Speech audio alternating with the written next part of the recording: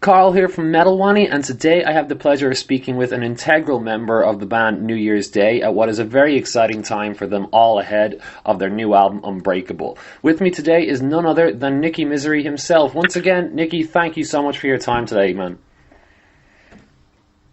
I do. Pleasure to be here, man. Thanks for having me. Awesome. So, as we said, the new album Unbreakable is just around the corner, and let me start by saying that I absolutely loved it, man. So congratulations to you and the guys on the record, first of all. Thank you so much, man. I'm very excited about it. Very proud. I can't wait to get these tunes out. I can't wait either, man, and if I'm being completely honest and transparent in the best way possible, I didn't expect to hear what I was met with when I first gave it a spin. You know, the record still retains that kind of horror bop feel, but with more of a pop metal sound, which translated brilliantly, and I know you guys worked with both heavy and pop writers on this, but I'd imagine a shift like this resulted in a lot of material on the cutting room floor, so I'm kind of curious, what was this process like for you and whether it was smooth or challenging? It's always challenging. It's always a little grueling too. You know, when you go into start writing albums, you know, like Ash has this vision. We have the ways that we play, you know, and trying to cohesively or just together make these tunes. And then this time around having two producers rather than one. But oddly enough, it wasn't as hard as you would think. Of course, there's these times where you want to pull your hair out and be like, "Fuck this, I quit." I mean, you have to have that. Unless if you don't have these moments where you want to quit everything you do, like, are you really writing the record? But I mean, like, it was so much easier, and it felt so much more natural. And it was really fun. It was like one of the most fun times we had, like writing, recording, and getting everything out.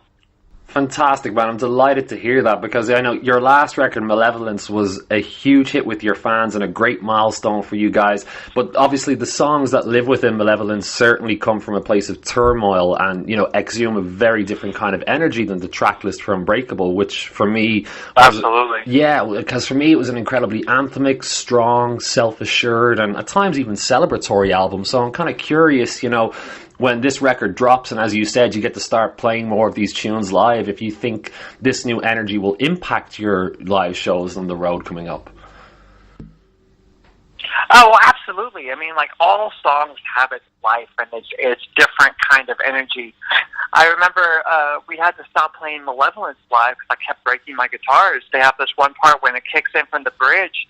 I just can't help it. I just, like, explode like a firework. I'll throw my guitar on the ground and start stomping on it. And, you know, like, after a while, Schecter's like, "Hey, you know, you're not Paul Stanley. You know, you got to, like, relax a bit." You're like, "Yeah, you're right." But, I mean, like, with these, and I'm really excited now because come Saturday, only, like, 2 days away, we're starting the tour with Falling in Reverse. Right, yeah. And we're playing 3 songs off the new album. So now we finally get to see these things live and see how they're going to react in front of people. Because, of course, you have this energy and this imagination of the show, but, like, it's nothing like when you're feeding off the energy of the crowd, and then you really see how you really are with these songs. Of course, man, of course, you know. And I remember when I first listened to the record, in particular, 2 tracks that really stood out to me were Done With You, which I loved, and Come For Me. And I remember thinking that if there is any justice, one of these songs will turn out as, you know, one of the record's leading singles, along with Skeleton and Shut Up. And recently, this wish came to fruition. So, you know, I'm sure you guys had predicted that Unbreakable would shine a new light on the band. So, but what I was kind of curious that would come for me was, why was it that you felt you wanted to put this song as the opening track on the record? You know, what was this? Did this song? Why did this song want to be served as the album's opening statement? Well, first off, I just gotta say, Done With You is, like, my favorite off that track too, and I'm so glad you said that, because that's. I hope we get to make that, like, one of the next songs or, like, the next music video. But, you know, anyways. As I said, dude, if there's any justice left, you totally should. All right, oh, dude, when I hear that song, that still like pumps me up. Okay, going back to Come For Me. It's especially like with releasing, like when we released Skeletons had such a positive feedback. And I was kind of surprised too. I'm like, that's different. It's not. I don't know. Like that was like the one song I was like, I don't know. And then when we released Shut Up, you started to get that totally different feel, and I was excited for Shut Up. And I don't think it was funny because Ash was like, I did not think you were going to like that song completely. I'm like, dude, that's one of my favorite songs. But then you start hearing this flash like, oh, New Year's Day is a pop band now. I'm like, dude, we just put out one fucking song that sounds like that. It's like, call me a fucking dance, you know? And just there's all this stuff like, oh, New Year's Day is coming pop, they're a pop band, they lost the metal edge, or they lost the rock edge. Dude, fucking, which was even more so what come for me is the first track. After all the shit talking that this band has gotten, like, oh, they were a makeup band. I was like, what the fuck does that even mean? Oh, yeah, man, come on. To everything, like, oh, they're a goth rock band. Like, do you even know what goth rock is? Okay, no. Next, you know, like the next, it's just all things like, dude, just fucking come at me. And then it's a poppy kick-ass song too. So it's like we're gonna start it off. We're gonna start off with a fight song. Amazing, man, and it's a great fight song. And you know, it's funny you said that. What you just said, I find it really interesting because you've described this record as something you can bang your head and shake your hips to, and I think that's a really great way of describing it. And like you guys as a band individually, while your music backgrounds certainly have commonalities in their DNA, it's quite an eclectic mix because I know you love the New York Dolls and punk in general, and the guys love their rock and industrial and even Justin Bieber. But when you guys sit down to make a record, is there a focused New Year's Day sound you all come together to create, or is there ever a struggle to include everyone's tastes? There's definitely always a struggle because we always want to put in our 2 cents. Mm-hmm. Well, for some of us, we always want to put in a quarter at times, or, you know, the 50-cent piece. But it's mainly like whenever that happens, we all got to sit back and realize, like, New Year's Day is Ash's vision. Okay. And while we're here to throw in our influences, we're here to make sure to, like, write what she's got going on in her head and put that out. And we try to add our flavors to it, you know, and we'll throw in our riffs, but, like, you know, she's like, I want, like, you know, she'll start describing stuff. And pretty much that's how we start going. Okay. With stuff. And of course, like with everyone's different influences, you know, things change a million different times, but really, like, we always got to go down to what's best for the song. Mm-hmm. And it's always hard with a bunch of different artists, because no matter what, we're going to have egos, and no matter what, they're going to get hurt sometimes, but, you know, in the end of the day, it's what's best for the song. Right, yeah, that makes perfect sense. And we've gotten to a really good point where, like, we're starting to put that aside and be like, hey, all right, let's do it. Let's try this. And me, like, my thing I always love to say is, like, hey, prove me wrong. You know? I like that, man. And, you know, one of the things I was kind of, when I was, because I've been following you guys for a while, and, like, New Year's Day as a band came out at the true dawn of the digital era, and, you know, you utilized the likes of MySpace and, you know, really made it work, where so many bands then and now, you know, kind of find the digital age to be incredibly intimidating and a huge struggle. So I'm kind of wondering, in 2019, do you personally find the platforms music is delivered on a useful tool, or is it a struggle, or both? It's a bit of both, because me, I come from an age where, like, you know, we used to print your own flyers, you have to go to shows, you have to actually talk to people, meet people, you know, converse with them, make friends, talk about bands, music, hand out your flyers, post your stuff everywhere. With this, you could just sit at home. You don't have to talk to anybody. And at times, like, it's so much easier, but at the same time, it takes away from that whole, like, I don't know, like, experience of going to a show, talking to people. Why not meeting your fans and growing your base that way, rather than expecting people just to come to you? Right. When you're not really giving them anything, you're not really offering them anything yet. And at the same time, too, like, it's easy. I don't find it intimidating. The only thing that kind of bugs me is I miss the rock star, the untouchable rock star. You picture somebody like David Bowie or Manson. They're like these untouchable things, But now with things like Instagram and stuff like that, everybody's so accessible.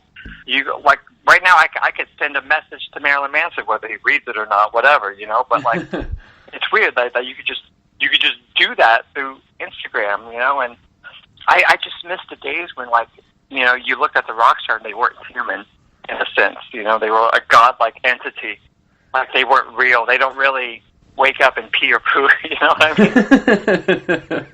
mean? No, it's interesting that you say that as well, and I mean, I could talk to you all day on that alone, because I remember I interviewed Mark Tremonti not too long ago from Alter Bridge, and he was saying, yeah, no, we haven't had a Mick Jagger or an Axl Rose in a long time. And I was recently reading something from Nick Cave, who said, you know what, maybe it's good we let rock die for a while so it can find its way back. Do you share any opinions on this, or do you have your own take on it? I think Nick Cave said it perfectly. That's exactly, I mean, that was pretty much what, like, punk rock did. Like, you had this corporate rock that started to take over. Like, you need to go back to those 3-chord basics. And maybe that's what needs to happen. I mean, I never know what needs to happen. Otherwise, I would start the revolution now. But right now, I'm enjoying the ride. Cool stuff, man. And I won't keep you too much longer. But I definitely do agree with that. We haven't had a real rock star in a while. Like, the songs and bands, they seem to last a season before the next one comes. It's all consume, and then you just shit it out and then move on to the next. Yeah. It's like entertainment is becoming like a thing of leeches now, you know? Like, yeah, it doesn't matter if you put out, I think like Denzel Washington even said it. It's almost like you go like this way. It's like, it doesn't matter if you post the truth as long as you just post whatever you post first. Whatever happens after that, it doesn't really matter. And like, I couldn't agree with that more. Cool, man. Well, thank you so much for taking the time to kind of go off track with me there a little bit, and I won't keep you too much longer, man, I promise. But, you know, something that interests me among many artists I've spoken with, and I'm stoked to get your opinion on, because I've spoken to artists from, you know, different eras of music and across different genres, is that they feel that when an album is released or a song is completed and, you know, put out to the world, that it's not necessarily any longer theirs and theirs alone, that it belongs to the fan and the legion of fans that, you know, embrace it and make it part of their life. So I'm wondering, for you, Nikki, do you share this sentiment, or do you have a different philosophy? Wow, I've never thought of it that way, but I could totally understand it, because everybody takes a song and they feel it and they experience it in their own different way. You know, it's crazy to think how, like, some songs for me have been a soundtrack to my life. And other people will be like, nah, I don't like that song, or that song's whatever. So it's kind of difficult to say, too. And especially, like, as someone who writes songs and plays these songs live, you know, the song for us, it's never fully finished. You know, what you hear on the recording is like, it's like if you took a picture of me at, like, you know, 13, 14 years old, the more we play these songs, the more we start evolving them, giving them a new live experience. So, I mean, like for us, too, like, the song, how people experience the song, it's on them, and, like, you know, share your journey. But, like, the way we play it live, it's constantly growing and changing. We add new parts and different parts and new intros and new endings and try to make interludes and just, you know, give it a new life. So I think I kind of just babbled, and I don't know if I really answered the question, but hopefully I was around the mark. No, absolutely you did, man. And I much prefer when these questions become a conversation. That's my goal. So if anything, you know, you made it better. So thank you so much for that, man. Right, thank you, man. Of course, brother. And finally, Nikki, on a personal note, I'm from and live in Dublin, Ireland. So I'm wondering, is there any chance at all that we might see you guys on the road on this, you know, on this album cycle? I want to say yes. If we aren't going there November with Hailstorm in This Moment, because I don't know all those dates. Pretty sure that's just UK, so, because I've had a few people asking me, and, you know, they knew I was interviewing yourself, and they were like, please, just ask. So. But I have heard some talks about going back in the early 2020. Lovely. That would be So awesome. as far as I know, that's all I can say at the moment. Sounds great. Because at the same time, that's all I know. No, that's perfect, brother. Listen, thank you so much for your time. You've been an absolute gentleman. I wish nothing but the best for you and the guys in 2019 and beyond, and it's a fantastic record. Congratulations once again, Nikki. Hey, thank you so much for everything, man. I really appreciate the kind words. Thank you for wanting to talk to me. Couldn't appreciate you more, man. Thank you. Awesome, brother. Have a great day, all right? Hey, you too, buddy. Take care, man. Bye.